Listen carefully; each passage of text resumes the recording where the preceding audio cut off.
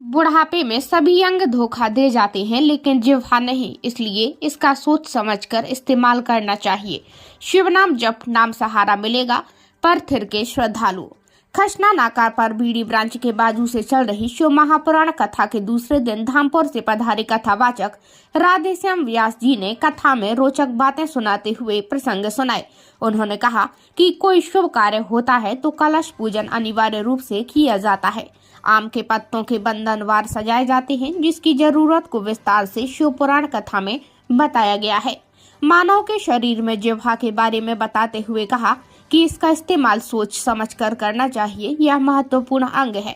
इसके अलावा अन्य सभी अंग, हाथ, पैर, आंख, दांत आदि बुढ़ापे में धोखा दे सकते हैं, लेकिन जिह्वा नहीं। कथा व्यास ने शिव पुराण कथा में अनेक ऐसी रोचक बातें बताई जो कि सामान्यतः कथाओं में नहीं बताई जाती हैं। उन्होंने उपस्थित श्रोताओं से कहा कि उनकी कथा में पेन कागज लेकर बैठे ताकि जरूरी बातें लिख सकें और उनका चिंतन मनन कर अनुसरण कर सकें।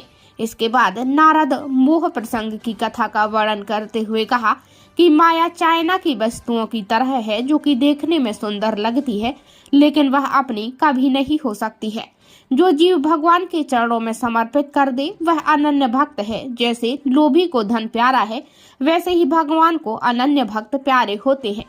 इसके बाद ब्रह्मा जी ने नारद जी महाराज को शिव पुराण की कथा बताई, जिसमें शिव महात्म्य, शिव तीर्थों में भ्रमण, शिव गणों को शापोद्धार, शिवत्व की कथा सुनाई। इस मौके पर मुख्य यजमान रजनी प्रमोद श्रीवास्तव के अलावा भारी संख्या में श्रद्धालु उपस्थित रहे।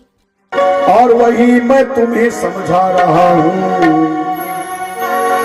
ताली बजाना है, मन करे तो झूमना है, और ज्यादा मन करे तो अपने स्थान पे नाचना है और गाना है शिव पुराण की महिमा को। नारद जी दुनिया को समझा रहे थे, वही मैं भी आपको समझा रहा हूँ।